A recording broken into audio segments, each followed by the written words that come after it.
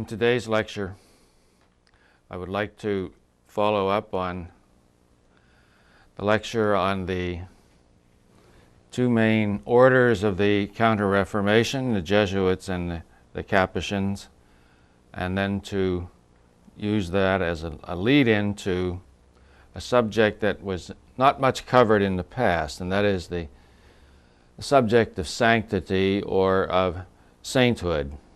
And in any treatment of the Counter-Reformation today, you will generally find a reference to the saints. And this is mainly because of the work of Evenant, Delumeau, and Bossy. And you will find it in our text.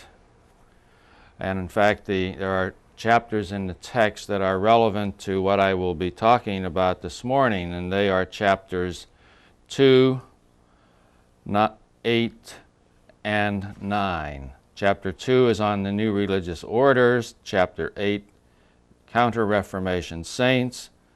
Chapter 9 is holy women, beatas, demoniacs. But first, a word simply about the new religious orders. The Jesuits were a new religious order. The Capuchins were a reform of an old or an already existing order. And as Sia remarks on page 27 in our text, the Jesuits soon became the most important force in Catholic renewal. So the religious orders play a critical role in the renewal of the Church through the program outlined by the Council of Trent and then by what we might call Tridentine bishops in their dioceses or sees. There were new religious orders besides the Jesuits. There were the Theatines and the Barnabites, who were founded earlier than the Jesuits and who were, like the Jesuits, essentially a group of priests living together in common, living a common or a religious life. In the 17th century, especially in France, some new religious orders that sprang up were the Brothers of the Christian Schools, or popularly called the De La Salle Brothers in England, and here in the United States called the Christian Brothers. And St. Vincent de Paul founded his Congregation of the Mission, popularly known or best known in the United States as the Vincentians. And there was an order or a group of priests living together to educate candidates for the priesthood in the newly founded seminaries. And along with these new orders, there went a number of attempts to inculcate the program of Trent and to bring to fruition the program that was outlined by Trent. The one who was generally singled out in Italy as having attempted to make Trent a reality in the life of a particular region, in the life of his diocese, is St. Charles Borromeo. When he became the Archbishop of Milan, he was the first archbishop to live there for some 80 years. And he is generally mentioned as the model Tridentine bishop. There were other saints in Italy like Philip Neri, the Capuchin St. Felix of Cantalice. There was a constellation, as it were, of saints in the newly founded Jesuit order. And in Spain, there was a renewal or revival or reform of some old orders. The Carmelite nuns by St. Teresa of Avila, and the Carmelite friars, St. John of the Cross, the Franciscan friars by St. Peter of Alcantara, and there were many others. In 17th century France, the best known saints are perhaps St. Francis de Sales, St. John Baptist de La Salle, and St. Vincent de Paul.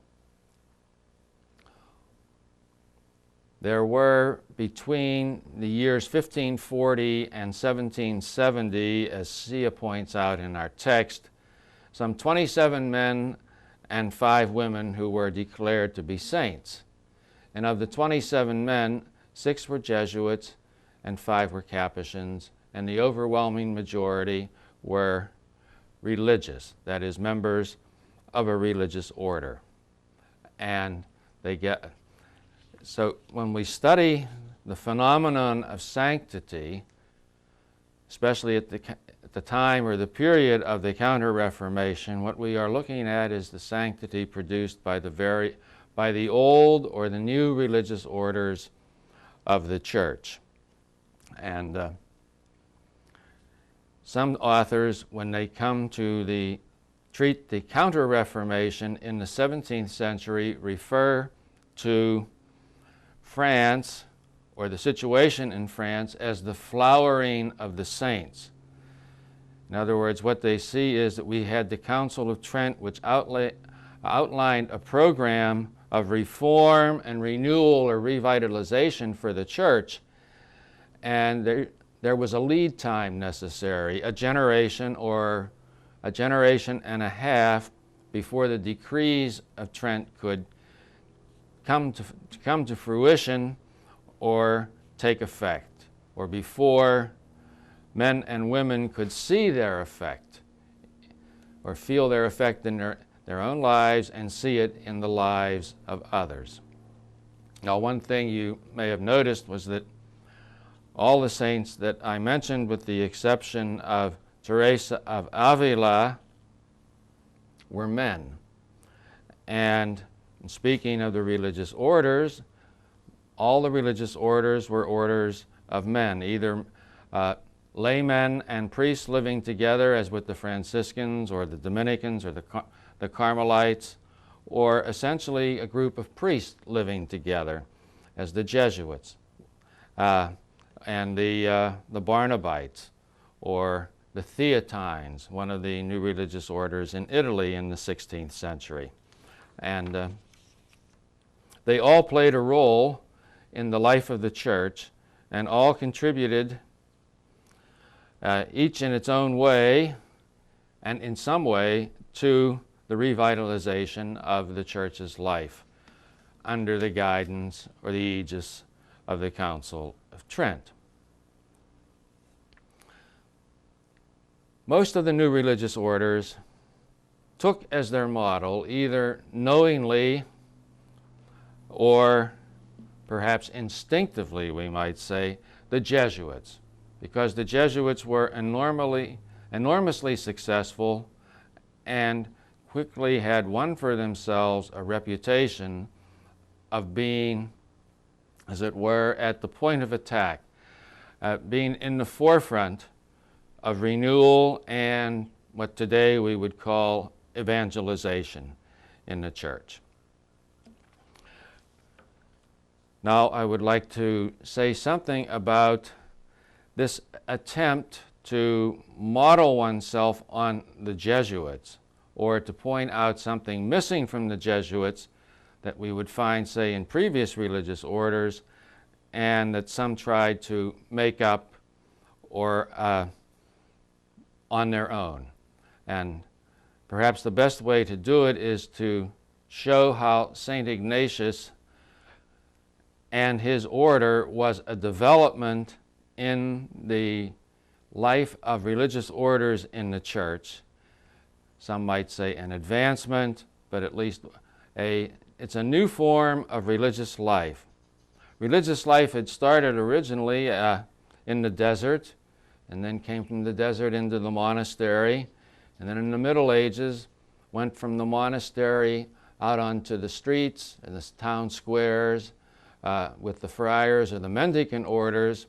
And now in the 16th century with the Jesuits, we're going to see a new form of religious life, or a new understanding of religious life and of what religious life meant and of what the men who vowed themselves to this life could do.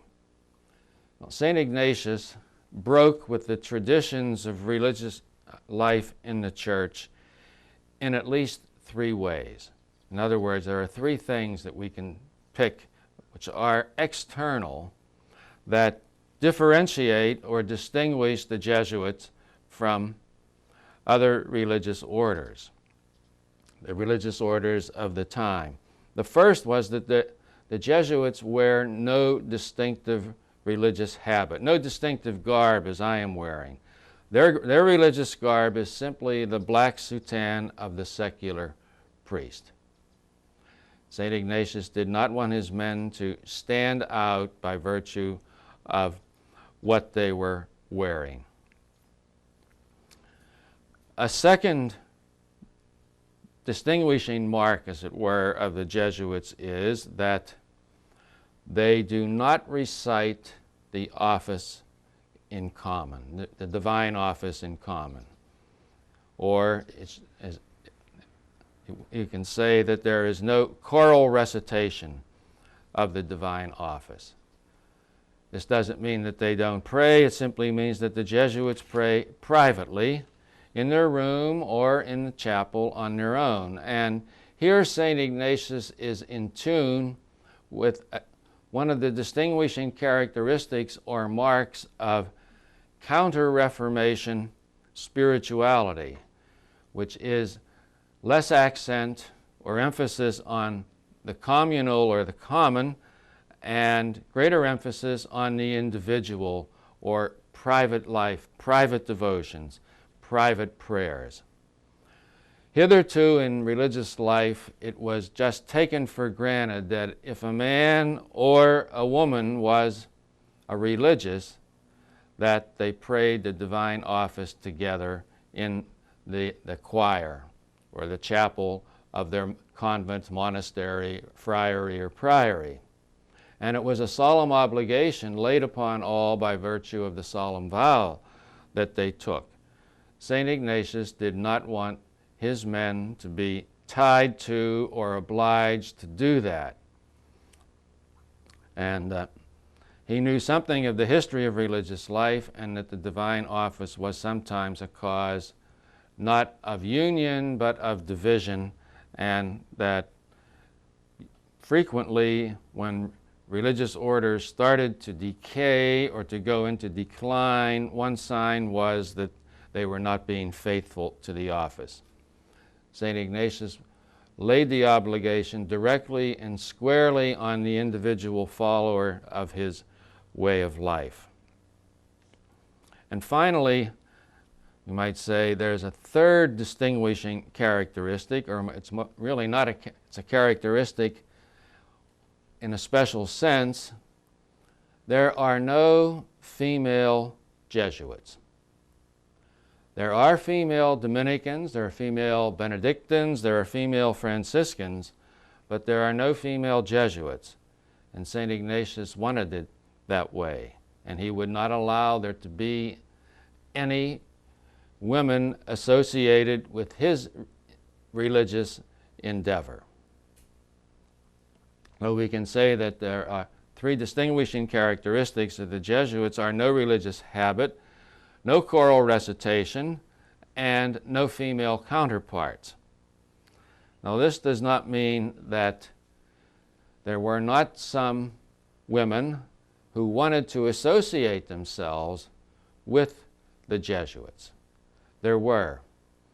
And I want to say a few words now about one of those women.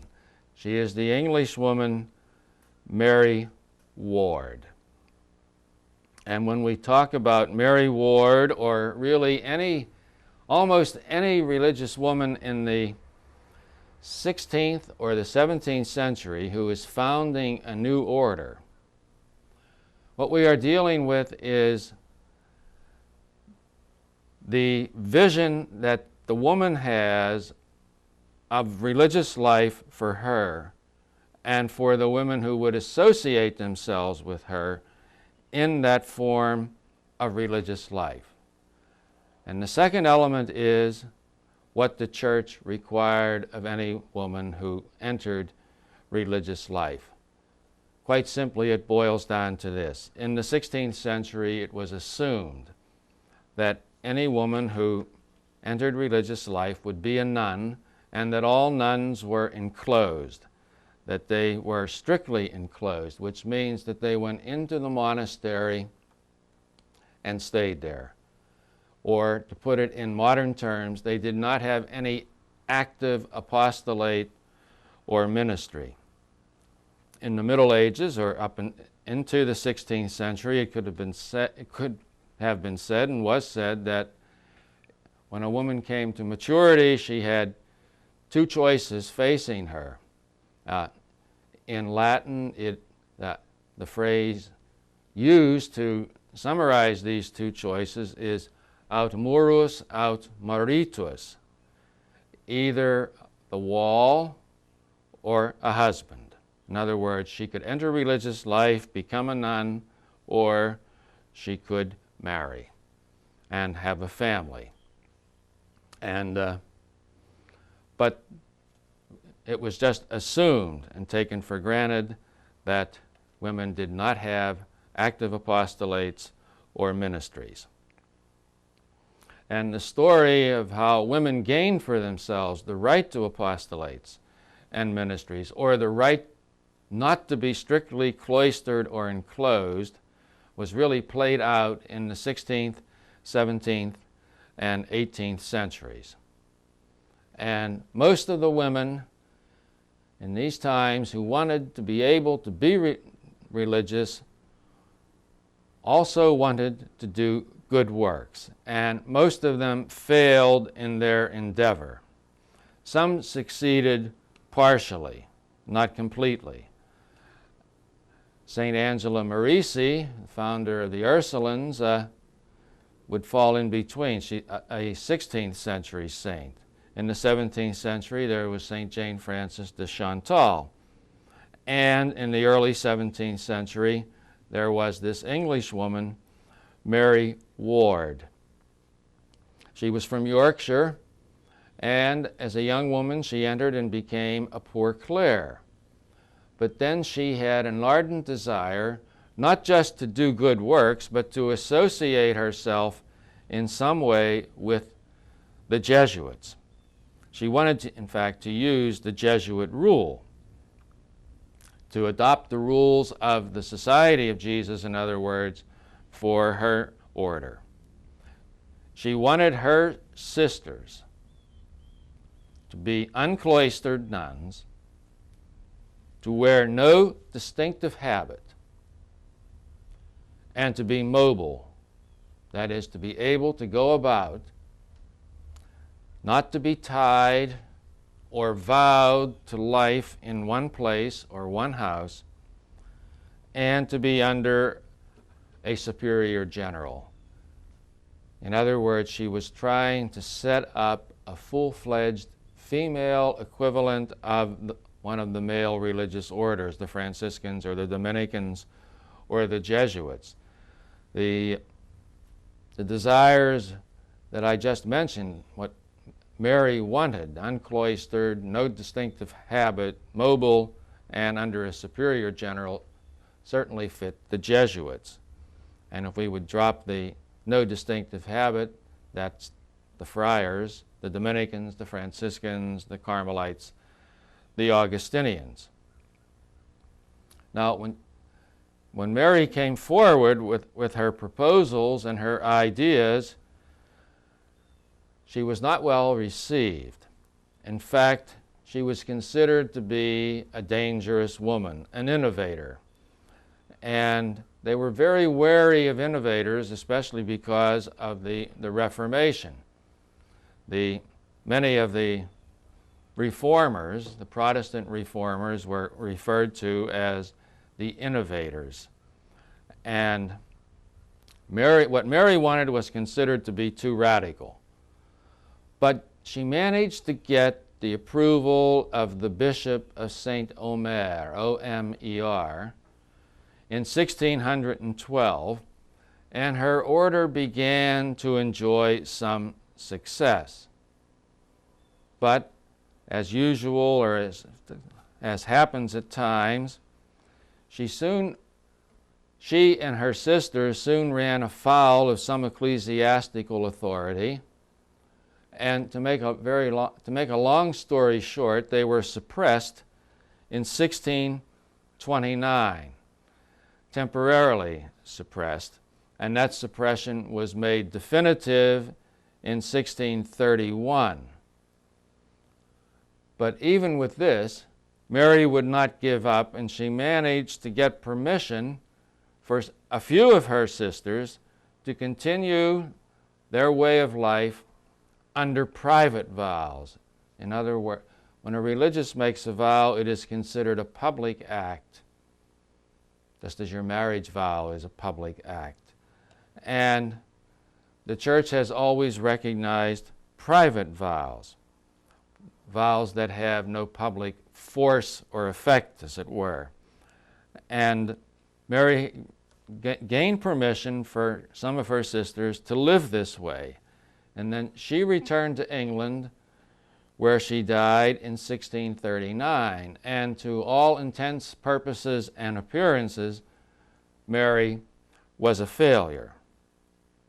But her institute carried on, or the women carried on with their private vows, and received final approbation or approval from the Church for the work that they were doing, in other words, public recognition and public acknowledgement by the Church, in 1877.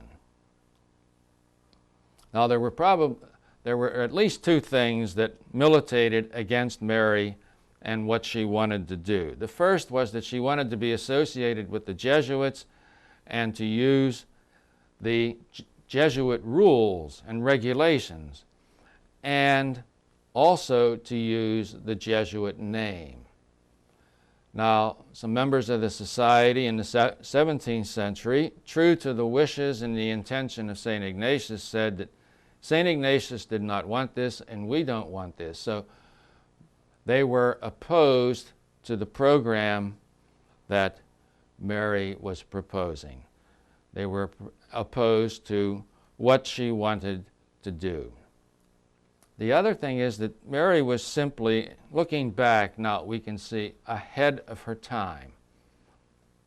In some ways, St. Ignatius was ahead of his time, or frequently with the innovators, what happens if they manage to have their way to do what they intend, they come in for severe criticism. It happened to the Franciscans and the Dominicans in the 13th and the 14th centuries. They were written against or opposed in varying degrees by the monks. In the 16th and the 17th century, the Jesuits were opposed because they were seen to be innovators in their way and doing something that was out of the ordinary or not in keeping with tradition.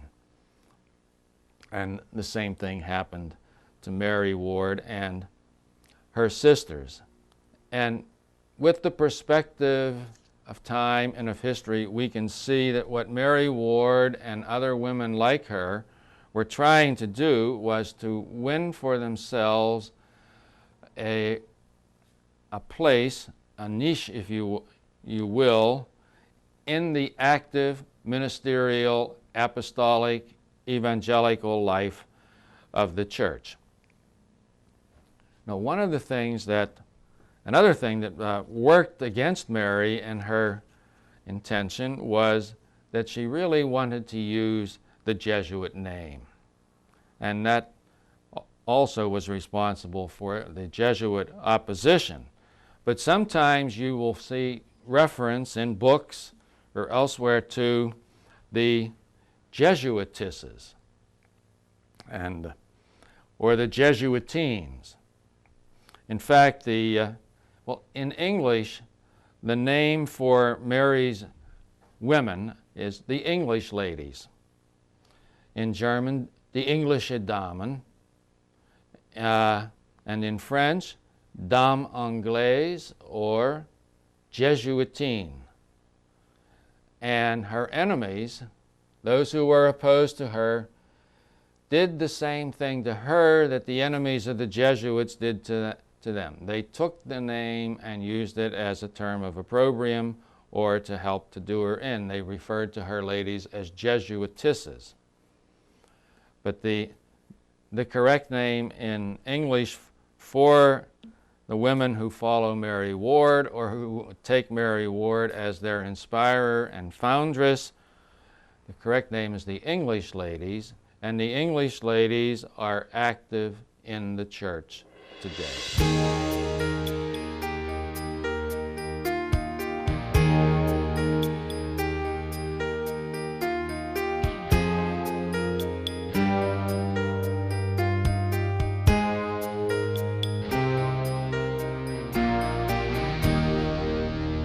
I would like to talk about the fortunes of the Catholic or the Counter-Reformation forces or countries, and also in some way the fortunes of the Reformation forces.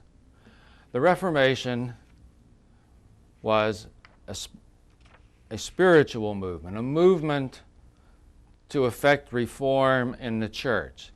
The Counter-Reformation was a spiritual movement also, reaching back before the Protestant Reformation, but definitely reacting to and being shaped or formed in some way by that Protestant Reformation. In other words, we have two spiritual forces at work and in conflict in the 16th and the 17th century.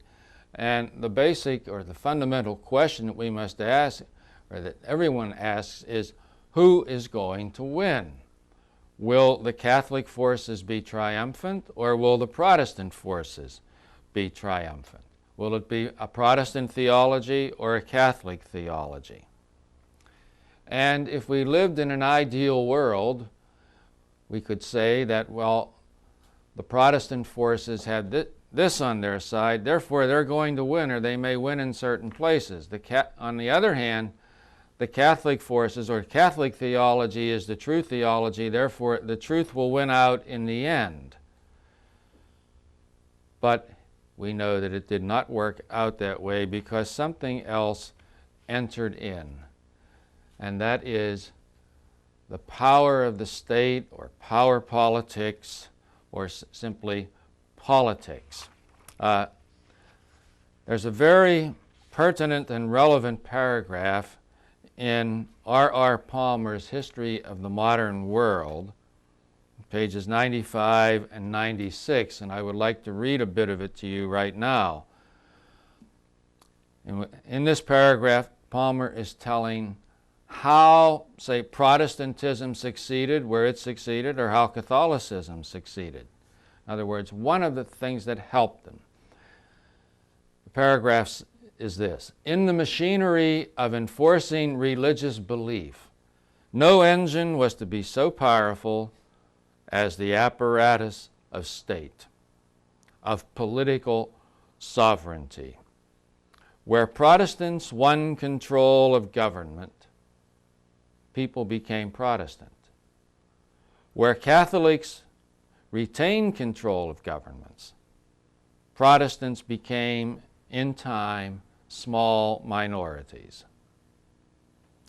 And it was in the clash of governments, which is to say in war, for about a century after 1560, that the fate of European religion was worked out.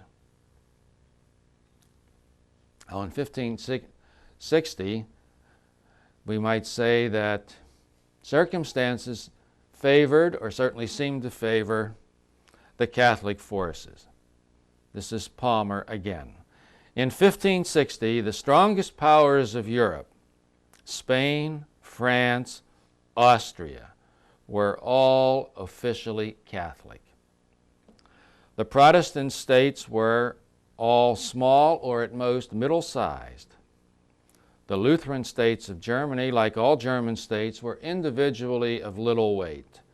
The Scandinavian monarchies were far away. England, the most considerable of Protestant kingdoms, was a country of only 4 million people, with an independent and hostile Scotland to the north, and with no signs of colonial empire yet in existence. In the precedence of monarchs, as arranged in the earlier part of the century, the King of England ranked just below the King of Portugal and next above the King of Sicily. Clearly, had a great combined Catholic crusade ever developed, Protestantism could have been wiped out. And then Palmer says, to launch such a crusade was the dream of the King of Spain, Philip II. And he says it never succeeded. And why will be seen in the next chapter, which is chapter 3 of his textbook. And that is the end of the quotation. But humanly speaking, in 1560, with the close or the end of the Council of Trent, 3 years away, if one looked at a map of Europe or at the constellation of forces and powers in Europe, one would have said that the Catholics were going to win. But they did not. And to see in some way why they did not is certainly very much part of the history of this spiritual movement that we call the Counter-Reformation. Now, there are 3 relevant chapters in our text on this, and they are chapters 3, 4, and 5. Chapter 3, Sia calls the Triumphant Church. Chapter 4, the Militant Church. And chapter 5, the Martyred Church. In other words, and he will, in the Triumphant Church, he treats those countries, Spain, Portugal, Italy, where the church clearly triumphed and Protestantism made little or no inroads. And the Militant Church, it's where they're fighting out a battle, and what will happen at the end is not clear, and usually what happens is that the country ends up divided. The Germanys are divided, and Holland comes out of the Reformation, a Protestant country, but with a large Catholic minority. And then we have the Martyred Church, the church in England, the church in Scotland, the church in Ireland to some extent. And so those chapters should be looked at. And for the remainder of this lecture, I want to say simply a few words about each, or about Catholic Spain and Catholic France. And in the next lecture, we'll talk about the situation in Germany in the 17th century, the 30 Years' War. And to speak of Catholic Spain involves us somewhat with Catholic, or not with Catholic, but with England.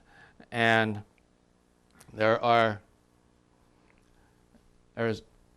one name on the board here, the Gunpowder Plot, which I would imagine that most of you have heard of in some way, or Guy Fawkes Day. I could also have written on the board the Armada. And those are 2 events in English history which are directly part of or tied to the Reformation. The Armada was Philip II's plan or attempt to conquer England and to bring her back to the faith. and we know that it failed. The gunpowder plot was the discovery of a plot by some to blow up Parliament, and the leader of this little group that was plotting to do this was named Guy Fawkes, and they were caught and executed. And they wanted to remember this, and to this day the English celebrate in some way, not as intensely as they did in the past, Guy Fawkes Day, which is the 5th of November. And if you are in England and walking along the street in some of the days leading up to Guy Fawkes Day, you may be approached by a small child with what looks to you like to be a rag doll, and he will ask you for a penny for the guy, and the guy is Guy Fawkes, and then on the 5th of November, the people will gather in some part of the village or the town, pile up all these effigies or dolls of Guy Fawkes and burn them, celebrating the triumph of England or of Protestant forces, of Protestant England over the Catholics who had planned to blow up their Parliament. It had at one time a very religious tone to it. Now it is more simply a social event, an occasion for children to get something for nothing from adults. If we cross the Channel from England into France, the situation is very different. And if we look at France in the 17th century, France becomes the champion of the Catholic cause. And there is really a flowering, beautiful flowering of Catholicism, of spirituality, of theology in 17th century France. But in the 16th century, the story was very different. And really from 1560 on till 1598, it's not so much questionable, it's just doubtful. One cannot tell what is going to be the religious situation in France. France is racked at this time with a series of wars, civil wars. And if you look at a text like Palmer treats the civil wars in France from a political viewpoint, and he titles his chapter, The Disintegration of France. France was literally falling apart. And the forces that were tearing France apart were religious forces. And there were on the one side the Catholics, who were more or less united under the leadership of a family named the Guises, Guises. And on the other hand, there were the Protestant forces, who were led by the believers in Protestantism, who were called the Huguenots. And the battle went back and forth. The Catholics were certainly the overwhelming majority of the people. The Huguenots, on the other hand, many of the nobles became Huguenots, and the Huguenots had a military power, some political power, but more social power, all out of proportion to their numbers. And in this period, from 1560 to 1590 or to 98, they fight. It's not so much that they do not fight regular, orderly battles, or you cannot see, here's the Protestant army gathered on this side, and on the other side, say, of a river, are the Catholic forces. It's more like marauders or bands that just simply roam the countryside promoting the one cause or the other. And to make matters worse, they are given to assassination. They assassinate one another, the leaders of one another. And the great families are involved in this. But it's this senseless killing that is eventually going to bring these wars to an end. But there was an event that occurred in the midst of these wars that has burned itself into Protestant memory, and that is what is known. It happened on the 23rd of August in the year 1572, and that is the massacre of St. Bartholomew, or to give it its full name, of St. Bartholomew's Day. The 23rd of August is the feast day of St. Bartholomew. And somehow or other, the Queen Mother, Catherine de' Medici, who was Catholic, decided that, or helped someone to decide to take advantage of the gathering of the Huguenots in Paris to have them massacred or shot.